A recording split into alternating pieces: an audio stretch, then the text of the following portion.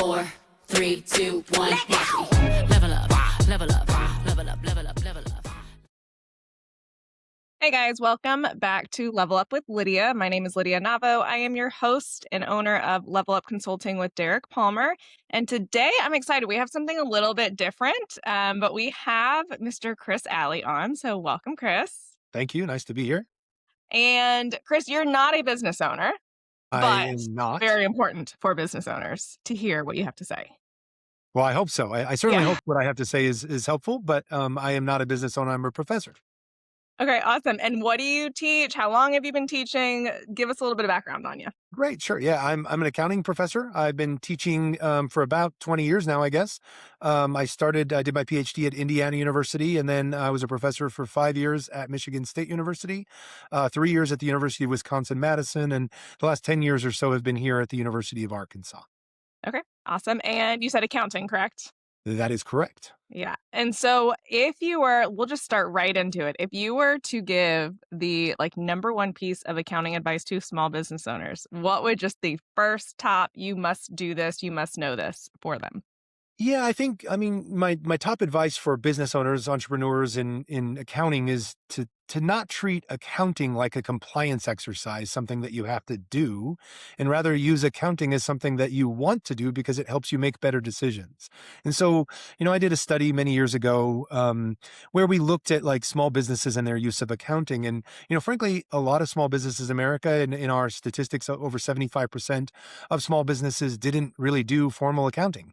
They did accounting to pay taxes, as a compliance exercise for tax purposes. And, that was it was a bit surprising to me as an accounting professor, because I've always viewed accounting as the language of business and, something that business owners should do, because it helps give them information about the performance, position, and risk of their business. And so I think, again, big picture, I recognize accounting is costly. I recognize it takes time to create good financial records. And sometimes I listened to one of your earlier podcasts. One of your earlier podcasters suggested that you should pay for it, right? You don't have to do the accounting yourself, but you should definitely have an accountant in your cadre of professionals that you work with. And, I just think that business owners have to have a better perspective of, if you're going to be making decisions on a daily basis with respect to your business and directions that you want to go, you want to make those decisions based on, sort of facts and circumstances and data, as opposed to maybe just intuition. And I'm not saying intuition is a bad idea. That's not what I'm trying to say.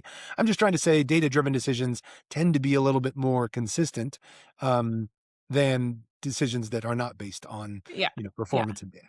Intuition is great, but I have met many people where I'm like, hey, what do you think your average dollar sale is? Or what do you think this? And they give them a number, and then after we track it, it is wildly off. And so totally understand that you got to have your playbook. You got to know what's actually happening in your business to make informed decisions.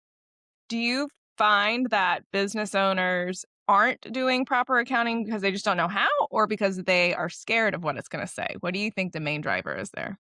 I love the question. That's a really fun question to think about a little bit. I think part of it is formal training. Again, accounting it's its own language, right? And so when I teach it at the university, students, I'll just put it this way: it's not the most popular class in the business school, and it's a hard thing to do.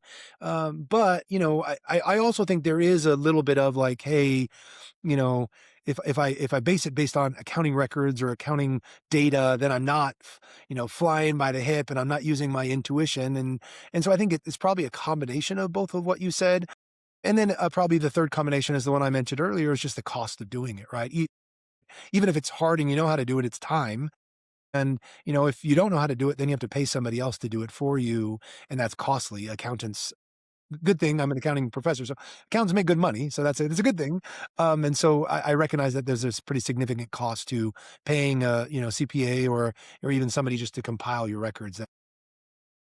Not insignificant cost. Yeah. But again, looking at it as that's an investment versus not doing it correctly. And then what's the real cost of not having your books in order?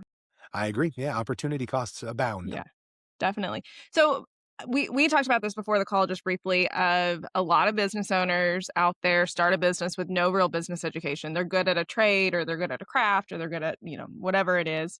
And they start their own business. So they don't have that business background. They don't have any accounting experience. What would be the first step for them, you think, like, is there a resource or a course or a book or something that they need to get started on to at least get that knowledge? Yeah, really great question. I mean, the cool thing is in the environment in which we live in today, I mean, podcasts like yours where you can learn, you can learn about, general business skills and things. I mean, you can certainly learn how to do accounting and, learn accounting from MOOCs, massive online open courses, for example, offered out of Stanford University or whatever, or just, simple classes that you might take on YouTube. I think there's a lot of great resources. Like when my students are struggling in my class, I of course try to provide resources for them, but I also say like, the internet's pretty wide and pretty deep, and you can find out a lot of information out there about it. So I think that's probably a reasonably good resource now with artificial intelligence and AI models. I mean, ChatGPT can easily pass the CPA exam nowadays, right? And so, Okay. learning from a resource like that, using it for its purpose, which is asking it questions and trying to figure out the way to do your accounting. I don't think there's anything wrong with that either. So, those are great resources. I would also say depends on the environment that you live in. I know, the people that listen to your podcast are probably from all over the world and all over the states. But for example, here in Northwest Arkansas, we have a pretty strong business climate. And so, the Walton College of Business pays me to go teach entrepreneurial accounting classes, accounting to entrepreneurs. And I go to some, venue and I just teach the classes. And so those classes are probably available in an area that you live in if the environment is very friendly to startups and, some sort of incubator system. You could probably find some class or some resource to attend which can help you with those things, right? And so when I teach that class, there's like 4 basics that I teach to all entrepreneurs just to make sure like, hey, you might not be interested in how to put together a balance sheet or an income statement, but here are some accounting principles that you just can't you can't not consider, I guess. Yeah. What are those 4 things, if you don't mind Yeah, I sharing? mean, so the first one is something again. I think I've seen on your podcast before, but I teach basically that cash flow is more important than your mother, is what I say. So Mhm. basically, entrepreneurs oftentimes will get a little bit growth oriented and forget that they have payments that are due. And when those payments are not made, then it can have significant consequences. Even if you have a really good idea, that if you can't make your payments, especially when it comes to interest payments or debt payments and things like that, I mean, you could lose your business pretty quick, Yeah. right? And so, the one of the first classes that I teach the students in this entrepreneurial accounting class is basically, what does like a cash flow budget look like? What do we look at when we're, because accountants, if like accounting actually hates cash. We don't like cash accounting, right? Like accounting is all about accrual accounting Oh, yeah. and how cash accounting is too simple, right? And so I think sometimes we overlook the mark in accounting when it comes to being an entrepreneur. Really, you have to pay attention to your cash flows. And as I joke in my class, it's more important than your mother, right? So Yeah. you just have to. And sorry for all moms out there, that's just a joke. But yeah, I mean, you got to pay attention to ins and outs of cash flows and make the payments that you have to make. Um, so, cash flow budgeting is, one of the main topics that I talk about. Another topic that I'm pretty serious about is it's not my expertise. It's managerial accounting. So I'm an expert in something called financial accounting, which is, how do you produce financial statements to show to shareholders and, try to get book. But, there's another field called managerial accounting, which basically looks at cost accounting. I basically tell managers, do you know how much something costs? I oftentimes thinks that, again, managers use their tuition. And so I'll work with some companies up north of here that are, renting out some products or they're providing some sort of a service and they do something like extra or something special that somebody else doesn't do. And they act like, well, this is my business model. This is what I do. And I'm like, okay, do you know why other businesses don't do this? Right. And so one of the businesses, I'll just kind of, again, not going to name their names, whatever, but like they were so service oriented that they were picking up their customers at the airport and then, delivering the good that they were, giving to them. And I was like, there's a reason why companies don't do this, right? The cost of doing that and organizing this and different customers coming in a different, like, it's just, you'd have to charge so much that there's a reason for Ubers, right? Like there's a whole purpose for that, right? And it was just kind of interesting to talk to them, and they had never really considered the cost of their time and the cost of just other things that they were sacrificing to do this. So, Yeah. item number 2 for my class was essentially, hey, like let's look at costs. Let's look at costs in terms of dollar costs time cost, opportunity cost that we talked about earlier. Let's look at all those costs, consider all those costs. And then, when we do that, then let's price our products appropriately. So if we are going to be a full service business, that's fine, but we better be charging full service business prices. Otherwise, this business model that you create is not sustainable. Right. And frankly, it's not very profitable from an account. Right. Awesome. So those are a couple things. I mean, again, there's Yeah. exactly. I could go on forever. It's like a 3-day class, so I could go on Yeah. forever to talk about Let's it. do it But all in those are 20 some of minutes. the, yeah. No, I love it. And is that something though that is that an in-person class, or is that something that people could take online from It all is, over? yeah. So, again, love the Walton family here in Northwest Arkansas. You have to, right? And so, they provide grants for local businesses here to thrive. And so I would go here and teach it up here in a town called Bentonville, just north of us, the headquarters of Walmart. And then I'd go to like Little Rock and go and teach that class in Little Rock. And they were just in person, entrepreneurs showing up and trying to, figure out how to do their businesses. Nice. And then you mentioned that what you really focus in, and correct me if I'm wrong, but is it preparing financial statements? Is that for like investors to get investors in your company and stuff like that? Or talk to me a little bit more about that. Yeah, that's my specialty. Certainly, when professors do research, and my research is really about financial statement creation, like and how that information is used, and then how we communicate information. And so, if I had anything else to share with entrepreneurs and with business owners, is the communication of your performance specifically is to be done in a manner with which is understand within the language of business. Oftentimes, we talk very loosely about, oh, my company's growing X and, it's spitting off profits of Y. I think a lot of times those are just made up numbers, frankly, Yeah. right? It's not a growth based on assets. It's not a growth based on profits. It's just we're choosing some metric, whatever that metric is, and it's not in not real, not reality, right? And so, one of my keys in my research and what I teach is that business is all about communication, and communication is all about trust. And so, accounting records give us as business individuals a means by which people can trust us or not trust us if they're not they're not prepared accordingly. And so to me, it's all about language of business accounting. Yeah, yeah, and I guess speaking the language of like accounting or business is when you are talking to investors or whatever. If you're not speaking their language, then they're not going to buy in, right? They're not going to trust. So you got to learn their language when speaking to them.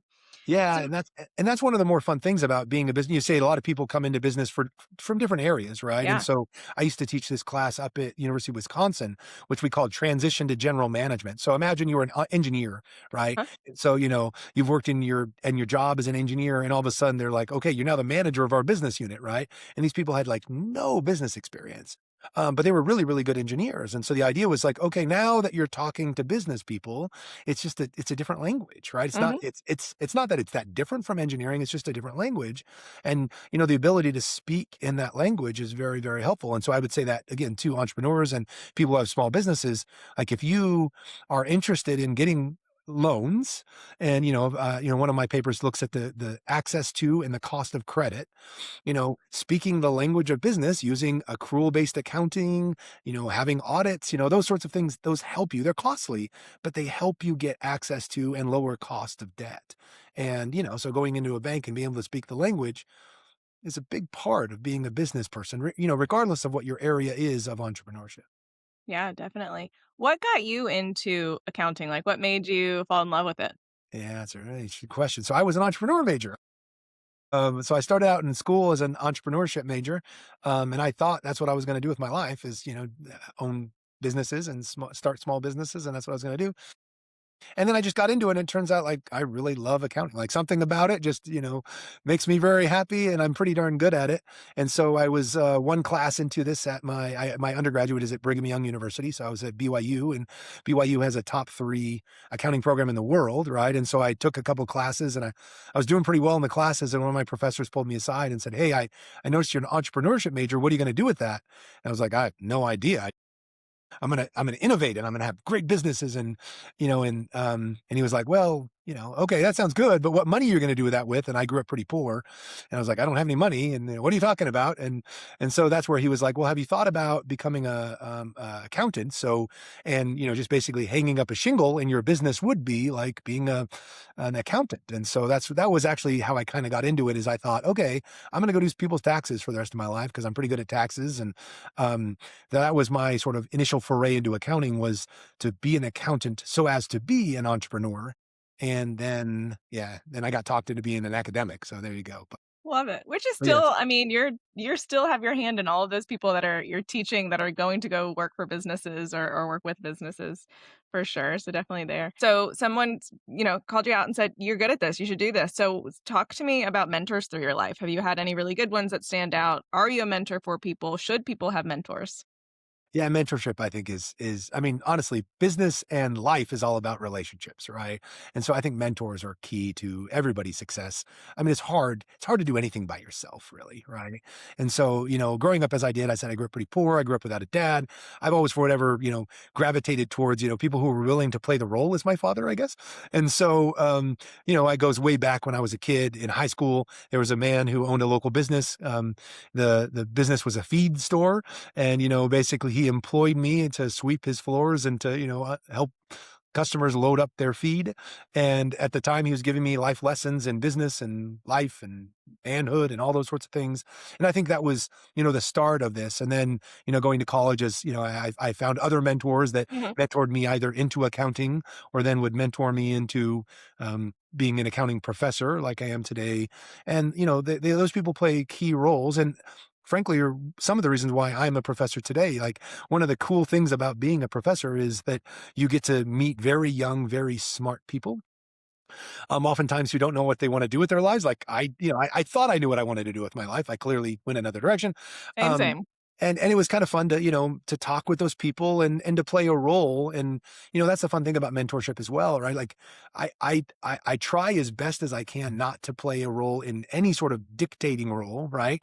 But instead, like, hey, have you thought about, right? Have you Mhm. considered this? And I think a good mentor and a good mentor relationship isn't about like, okay, I want to get this person into that position, right? Instead, it's, I want to help this person find whatever it is that will make their life more whole, either from a business and money perspective or just like a pure happiness perspective, right? I mean, some of Yeah. this is just man's search for happiness, I think. Yeah. Yeah. No, that totally makes sense because there's a lot of times where um yeah, I don't know how many business owners that have gone to college for one thing, switch careers completely again, and now they're on their fourth different industry or career, and it's all because of different mentors just saying, "Hey, have you thought of?" Or maybe we consider something different. And so thinking outside the box and having those early on is much better than starting it 50 years down the road when you're switching careers again. So totally. I agree. And one of the things about life, which is really interesting, is a lot of skills, work in different areas, right? So that's kind of Yeah. fun too, right? Is Yeah. so, some skills, one thing that I think as a teacher, right, is it's pretty fun is, teaching something somebody new. But that the idea of the ability to teach something is a little bit similar to the idea of mentorship and the ability to sort of guide somebody's life or whatever. And so I think we all are teachers to some extent, right? Your podcast is an opportunity not only for people to learn from things, but it's an opportunity for you to teach people something that they don't know, right? Which is Yeah. pretty cool. So, Awesome. And so when it goes back to just accounting and business, if I'm a business owner, I've had no accounting experience and I'm about to start my business tomorrow, what's first two, three things I should do to make sure that I start the business on a financially good, stable foundation? okay, yeah, I mean, good questions. I mean, some of it I think is more important than accounting. So, certainly when you're about to start a business, probably the first thing that you would consider would be the legal form of your business. Most people wouldn't consider that to be an accounting decision, but I mean, making sure that you start the business legally, make sure you get your tax forms in line, making sure that you probably want some sort of a corporate shield. So either, an S corp or an LLC or an LLP or, guard your home assets and your car and all of those sorts of things. I think those are pretty important ideas. Secondly, having a vision for, at some point having some sort of revenue generation process would probably be a really good idea. right? I know a lot of times people get involved in the business and they start amassing assets, which they should. I mean, again, usually I teach students, that the idea behind a business is first you come up with an idea for the business, next you get financing for that business, then you make the investments for those businesses, and then you operate, right? But sometimes I think people's vision for the operations of the business comes so far down the line that they don't realize that generating some revenue to kind of to enable the growth that they're envisioning earlier, it might be a good idea. Now, again, it's not always the truth. If you have a really good idea, there are people that are willing to pay, give you money, give you capital for years of implementation of stuff, but that better be a very, very good idea, right? So, but generally, I think sometimes small business owners or people who start new businesses don't consider revenue early enough, I guess, in that career and in that process. I guess after that, I would say stewardship, right? Again, accountant can't say this, but now that you have the business running and you have these assets and you have this sort of thing, I think again, people get pretty loose with, okay, things are going well. I don't need to keep track of, I don't need to dot my I's and cross my T's. Like I can just grow. And that's where I think a lot of businesses get in trouble is they're just not careful. And I think you can be too careful. There's no doubt about that.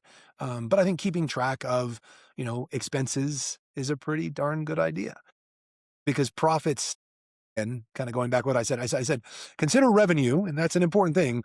But after you're considering revenue, then you start really have to focus on profits, right? And I think a lot of small business owners, they confuse revenue with profitability, right? Like, hey, I ask people like, oh, what's your business like? Oh, they're like, I'm 10 million in sales. I'm like, that's not really what I was asking, right?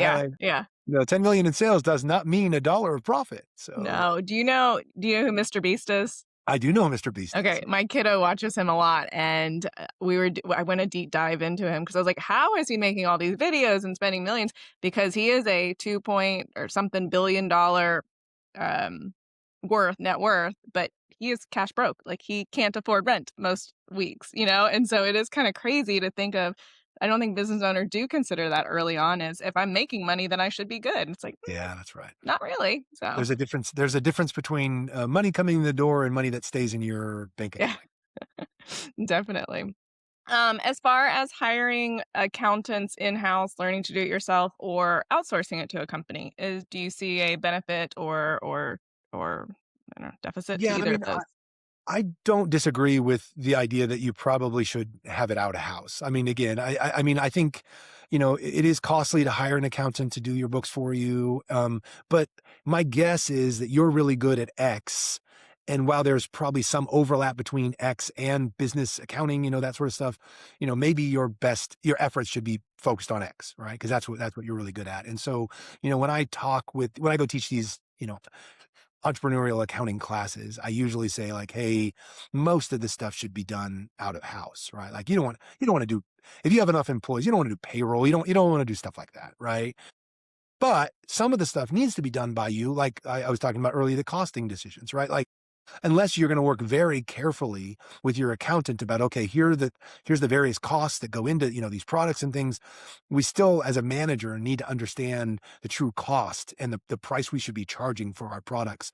And it's unlikely to me that you're going to be able to hire some external accountant that's going to be able to help you with something as important and internal as, product costing and, pricing decisions, those sorts of things. So I would say a lot of the financial books, the stuff that I'm talking, paying your bills, paying your employees, that sort of stuff, that can be all outsourced. But that doesn't mean that managers shouldn't still have a pretty strong understanding of costs and profits within their own business. Yeah, and this is kind of based off of that, but I know this is a super broad question, so we'll just see how you answer it. But how often should business owners be looking at their financial reports and looking at those types of things? Yeah, great question. I mean, today with the apps and the technology that we have, I mean, in theory, we can get like almost immediate reports on a lot of these things, right? But certainly no longer than every month. Again, that's what was one of the big surprising things that we found in our study when we surveyed small businesses and companies and their access to capital was, that most businesses in America are doing this once a year when they do tax forms, right? And even then, again, you have to question whether they're even using them for business decisions or whether they're just like, Sure. here, IRS, here's what I owe you, Yeah. right? And so, I think there's a reason why most good businesses have monthly, budgets, monthly plans, monthly.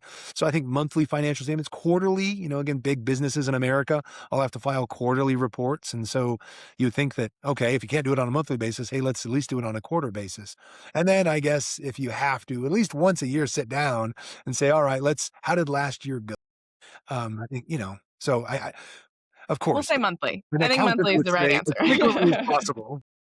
Monthly, quarterly, yearly, some at some interval, not daily. Although, again, with Depending on today's the apps business, and maybe. technology Yeah. that we have, I mean, it's conceivable, depending on the size of your business, that you could pretty much check in your business on a daily or weekly basis. Because again, technology is just so amazing nowadays. Yeah, and I do want to also cover when we talk about looking at your financial reports or numbers, it's not just looking at that month. I think the comparison of numbers is also what people tend to forget is what happened last month and the month before or last year and the year before. And so talk to me a little bit about like what are we looking for in those comparisons? Obviously growth, but what are some of the other things we could be looking for? No, yeah, it's a great question. I mean, I agree 100%, right? Like, I mean, it turns out that financial numbers they're there to be compared with, right? And so if you go in to your investors and say, hey, my ROA was 10%, my return on assets was 10%, well, that's great. But what was it? What was it Right. last year, right? Like, Yeah. what was your major competitors? What are your peers doing, right? And so I think the comparability is very, very important. In terms of what you're looking for, growth, as you said, I mean, I happen to look at a lot of your podcasts, and a lot of the podcasts that you're doing are focused on, growing your business, and those sorts of growth numbers matter. But, growth in assets is a measure, but it's not that, it's not that interesting of a measure, essentially, right? Like, I mean, we can all grow. The question is whether or not we can grow in a reasonable basis where the growth is not cannibalizing some of my other sales. The growth is not, hurting, me in terms of cost of debt and interest and those sorts of things. And so I would primarily pay attention to growth in expenses. Hmm. To me, I already talked about revenues and revenue generation, but just be very careful that, like, when you're doing new business, when you're opening new locations, when you're hiring new employees, right? Make sure that the growth of those expenses um, satisfy the requirement, which is, I guess, again, using accounting numbers. Sorry, I can't not speak the language, which would satisfy the margin requirement, right? Which is, okay, like, for every dollar of sales that I'm getting, like, what's the margin that I need to have on this to make it worth it, essentially, right?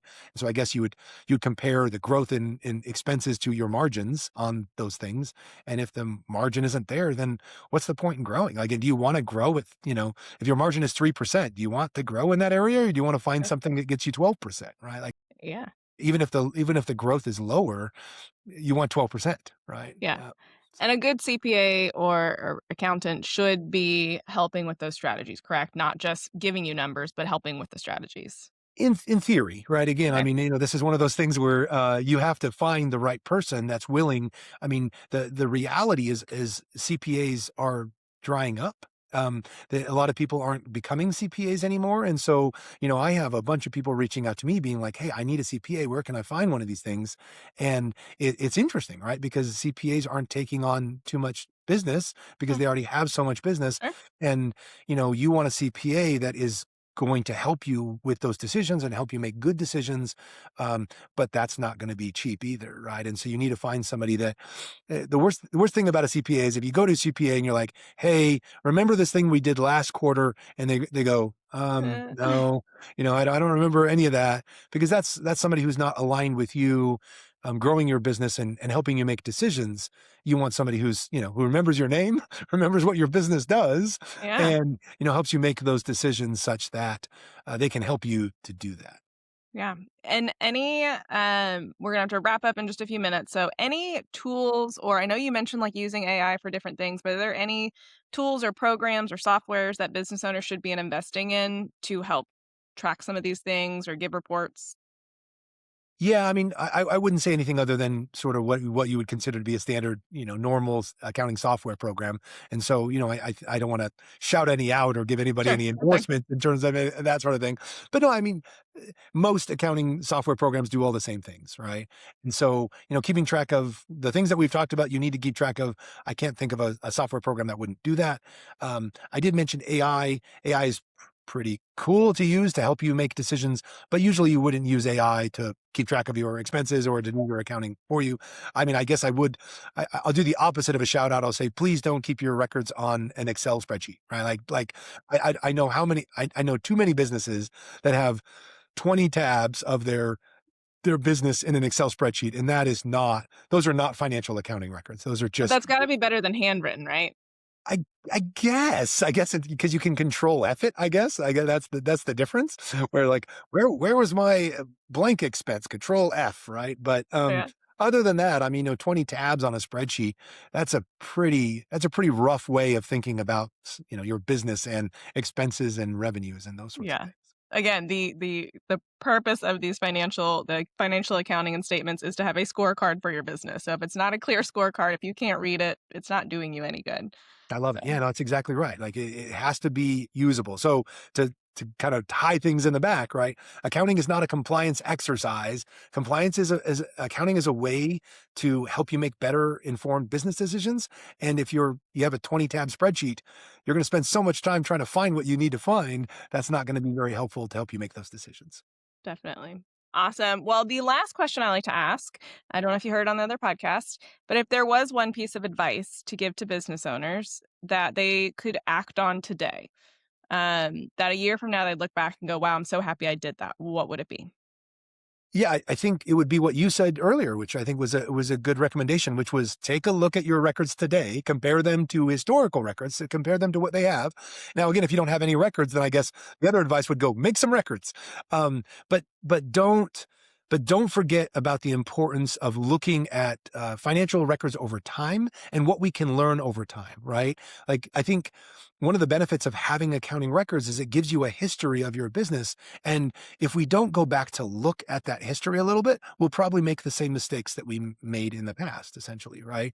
And so you mentioned earlier that, we want to be able to look back at that and compare. And I think the ability to do that as part of the benefit of having accounting records is you can look at the past and say, what mistakes or what cool things that I did in the past that I should try to recreate, or should I not recreate because they were mistakes? I think that would be one of the big takeaways, or something that I would recommend business owners doing Yeah. with their accounting records.